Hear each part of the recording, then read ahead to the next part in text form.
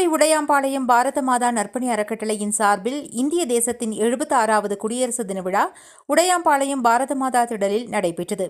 பாரத மாதா நற்பணி அறக்கட்டளையின் நிர்வாக அறங்காவலர் எம். கௌரி சங்கர் தலைமையில் நடைபெற்ற இவ்விழாவில் கோவை மாநகர காவல்துறை உயிர் அமைப்புடன் இணைந்து சாலை பாதுகாப்பு விழிப்புணர்வு பேரணி மற்றும் தேசிய வாக்காளர் தின விழிப்புணர்வு பேரணி நடைபெற்றது. சமூக சேவகர்களான கோவை பாலாஜி ஆட்டோஸ் நிறுவனர் திரு ஆர். சதீஷ், மசக்காளிப்பாளையம் மாஸ்டர் சிலம்பம் நிறுவனர் திரு ஆனந்தன், வி. ஜோதி பாசு ஆகியோர் சாலை பாதுகாப்பு விழிப்புணர்வு பேரணியை கொடியசைத்து துவக்கி வைத்தார்கள்.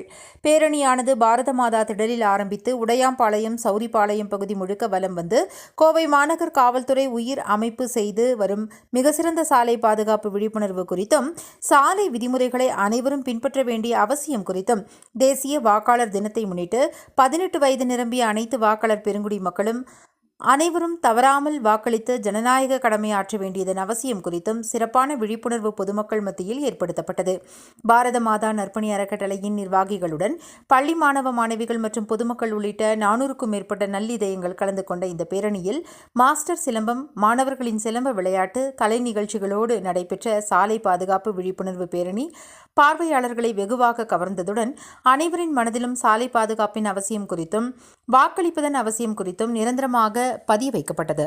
பேரணியில் கலந்து கொண்ட பள்ளி மாணவ மாணவிகளுக்கு நோட்டு புத்தகங்கள், எழுது பொருட்கள், இனிப்பு மற்றும் கார வகைகள், பிஸ்கட் பாக்கெட்டுகள், குளிர்பானங்கள் லட்சியத்துளி மக்கள் அமைப்பு நிறுவனர் திரு தினேஷ்குமார், நூலகர் திரு லக்ஷ்மணசாமி பிரபு, சமூக சேவகர்கள் திரு பாலசுப்ரமணியம், காளிமுத்து உள்ளிட்டோர் வழங்கி சிறப்பித்தார்கள். பேரணியில் கலந்து கொண்ட அனைவருக்கும் அறுசுவை அன்னதான உணவை சமூக சேவகர்கள் ஆட்டோ குயின், திவ்யா சக்திவேல், வரலட்சுமி உள்ளிட்டோர் வழங்கி சிறப்பித்தார்கள். இந்த பேரணி நிகழ்வை லட்சியத்துளி ரெக்ஸ், ரஞ்சித், பாரத மாதா நிர்வாகிகள் காந்திநகர் நாகராஜ், சரவணன், சுஜன், பாரதி, மதன், மோகன், ராகேஷ், எம்.ஜி. கன்ஷிகா, எம்.ஜி. மோகிதாஸ்ரீ உள்ளிட்டோர் ஒருங்கிணைந்து வழிநடத்தினார்கள். அன்பு வணக்கம். இந்திய தேசத்தினுடைய 76வது குடியரசு தின விழாவை பாரத மாதா நற்பணி அறக்கட்டளை சீரும் சிறப்புமாக கொண்டாடி கொண்டிருக்கிறது.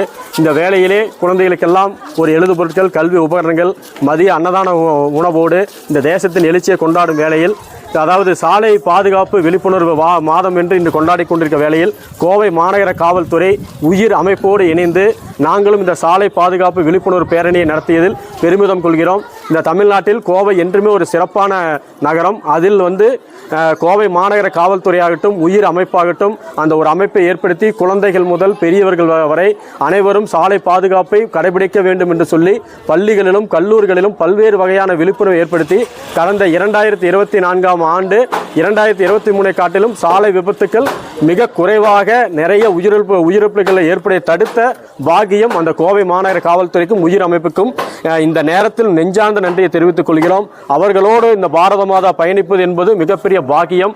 அவர் அந்த உயிர் அமைப்புக்கும் கோவை மாநகர காவல்துறைக்கும் என்றும் பக்கபலமாக இந்த பாரத மாதா நற்பணி அறக்கட்டளை நிற்கும் என்று சொல்லி இந்த நேரத்தில் அனைவருக்கும் குடியரசு தின வாழ்த்துக்களை தெரிவித்துக் கொள்கிறோம். ஜெய்ஹிந்த். அனைவருக்கும் வணக்கம். இன்று கோவை உடையாம்பாளையத்திலே 76வது குடியரசு தின விழா சீரும் சிறப்புமாக நடைபெற்று கொண்டிருக்கிறது.